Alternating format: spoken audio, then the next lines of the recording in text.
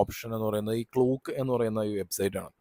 ഈ ബാലിയിലെ എയർപോർട്ടിൽ നമുക്ക് ഒരുപാട് കിയോസ്കുകൾ കാണാൻ പറ്റും. ഈ ടെലികോം സെല്ലിൻ്റെയും എക്സലിൻ്റെയൊക്കെ ആയിട്ടുള്ള ഒരുപാട് കിയോസ്കുകൾ അവിടെ കാണാം. അവിടെ നിന്ന് നമുക്ക് പർച്ചേസ് ചെയ്യാമല്ലോ എന്നുള്ളൊരു ചോദ്യം ഉണ്ടാവും. പക്ഷേ ഒരു കാര്യം തിരിച്ചറിയുക, ഈ ബാലി എന്ന് പറയുന്നത് ഒരുപാട് ടൂറിസ്റ്റുകൾ വരുന്ന ഒരു സ്ഥലമാണ്. അപ്പോൾ എയർപോർട്ടിൽ നമ്മൾ ഫോറക്സ് മണി എക്സ്ചേഞ്ച് ആണെങ്കിലും അല്ലെങ്കിൽ സിമ്മിൻ്റെ കാര്യമാണെങ്കിലും ഇതൊന്നും നമുക്കൊരു നല്ല റേറ്റിലായിരിക്കില്ല കിട്ടുക. നമുക്ക് എങ്ങനെ വന്നാലും നഷ്ടമായിരിക്കും.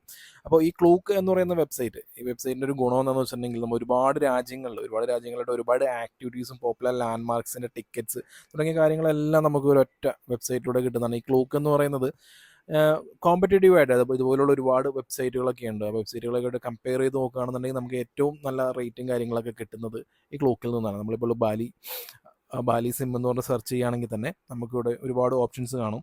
അപ്പോൾ അതിനകത്ത് നമുക്ക് എയർപോർട്ടിൽ നിന്ന് പിക്കപ്പ് ചെയ്യാൻ പറ്റിയ ഒരു സിമ്മാണ് നോക്കേണ്ടത്. അപ്പോൾ അതിൽ എക്സൽ എന്നുള്ളത് അവിടെ അത്യാവശ്യം നല്ല പോപ്പുലർ ആയിട്ടുള്ള ടെലികോംസിലും എക്സിലും ആണ് അവിടെ പ്രധാനമായിട്ടുള്ളത്.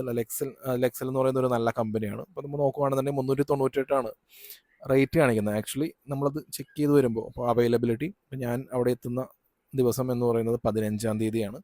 15-ാം തീയതി ബാലി 30 ഡേയ്സ് നമുക്കൊരു 18 GB പ്ലാൻ നോക്കാം. 18 GB പ്ലാനിൽ ഡേറ്റ ഓൺലിയാണ്.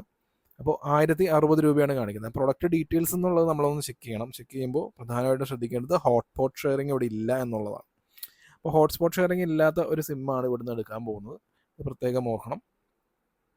കാരണം ഞങ്ങൾ 2 പേര് പോകുന്നുണ്ട്. ഒരെണ്ണം ഇപ്പോഴേ പർച്ചേസ് ചെയ്യുന്നത് എന്തുകൊണ്ടാണെന്ന് വെച്ചിട്ടുണ്ടെങ്കിൽ ഞങ്ങളുടെ ഫസ്റ്റ് ഡേ സ്റ്റേ എല്ലാം നമുക്ക് റൂട്ട് മാപ്പ് ഇട്ട് പോകുന്നതിന് ഞങ്ങൾ എയർപോർട്ടിൽ നിന്ന് തന്നെ ഒരു ബൈക്ക് റെൻ്റലാണ് എടുക്കുന്നത്. അപ്പോൾ അവിടുന്ന് റൂട്ട് മാപ്പ് ഇടാനൊക്കെ ആയിട്ട് ഒബ്വിയസ്ലി സിമ്മ് ആവശ്യമാണ്. അപ്പോൾ അതുകൊണ്ട് ക്ലോക്കിൽ നിന്ന് പർച്ചേസ് ചെയ്യുകയാണ്. അത് കഴിഞ്ഞിട്ട് രണ്ടാമതൊരു സിമ്മ് മാർക്കറ്റിൽ നിന്ന് ചെറിയ വിലക്ക് മേടിക്കാനും പ്ലാൻ ചെയ്യുന്നുണ്ട്.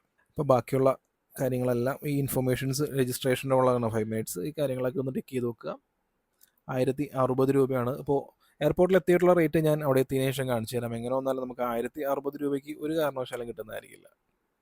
പിന്നെ ഈ ക്ലോക്ക് ക്യാഷ് എന്ന് പറയുന്നത് ഇതാണ് ഒരു ഗുണം എന്ന് പറയുന്നത്. ഇതിന് മുമ്പ് ക്ലോക്കിൽ എന്തൊക്കെ പർച്ചേസ് ചെയ്തിട്ടുണ്ടോ അപ്പോൾ അതിൻ്റെ എല്ലാത്തിൻ്റെയും ഒരു ക്യാഷ് ബാക്ക് എന്നുള്ള രീതിയിലാണ് 245 രൂപ വന്നിട്ടുണ്ട്.